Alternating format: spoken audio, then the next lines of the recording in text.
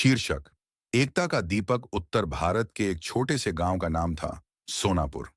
यह गांव चारों ओर खेतों, तालाबों और आम के पेड़ों से घिरा हुआ था। गांव के लोग सीधे साधे, मेहनती और आपस में मिलजुल कर रहने वाले थे।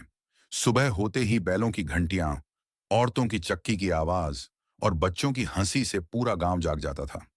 गांव में लगभग 100 घर थे। किसान, कुम्हार, लोहार, दर्जी, हर जाति और काम के लोग रहते थे। गांव के मुखिया थे रामदीन चौधरी, जो ईमानदार और समझदार माने जाते थे। गांव में आई फूट सब कुछ ठीक चल रहा था, लेकिन एक साल सूखा पड़ गया।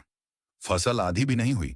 इसी बीच गांव में एक साहूकार आया, सेठ भैरव दास। उसने गांव वालों को कर्ज देना शुरू किया, लेकिन ऊंचे ब्याज पर। धीरे धीरे लोगों में मतभेद बढ़ने लगे। कोई कहता फलां परिवार ने ज्यादा कर्ज लिया, कोई कहता फलां मदद नहीं करता। एकता टूटने लगी। पहले जहां पूरा गांव मिलकर खेत काटता था, अब हर कोई अपने अपने घर तक सिमट गया। संकट की घड़ी। एक रात जोर की बारिश हुई। पास की नदी उफान पर आ गई। आधी रात को गांव में पानी घुसने लगा। लोग घबरा गए। कोई चिल्लाया, बचाओ, पानी आ रहा है।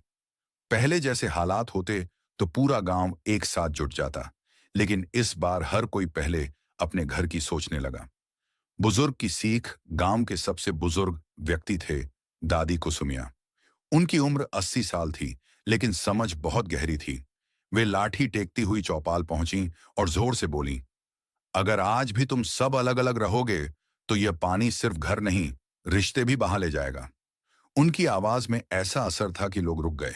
एकता की वापसी। रामदीन चौधरी आगे आए और बोले, गलतियां हम सबसे हुई हैं, लेकिन अभी भी समय है। फिर क्या था? युवा लड़के बोरियां भरने लगे, किसान मेड़ बांधने लगे, औरतें बच्चों और बूढ़ों को सुरक्षित जगह ले गईं। पूरी रात गांव ने मिलकर मेहनत की। सुबह तक पानी रुक चुका था। गांव बच गया। नया सवेरा। अगले दिन सबने चौपाल में बैठक की। सेठ भैरव दास को गांव से बाहर कर दिया गया। तय हुआ कि कोई ऊंचे ब्याज पर कर्ज नहीं लेगा। सब मिलकर सामूहिक खेती करेंगे। हर मुश्किल में एक दूसरे का साथ देंगे। धीरे धीरे गांव फिर से खुशहाल हो गया। अगले साल बारिश भी अच्छी हुई और फसल लहलहा उठी। एकता का दीपक। दादी कुसुमिया ने गांव के मंदिर में एक दीपक जलाया और कहा, यह दीपक याद दिलाएगा कि जब हम एक हैं तभी उजाला है। गांव वालों ने उस दीपक को एकता का दीपक नाम दिया। कहानी से सीख। एकता में ही शक्ति होती है।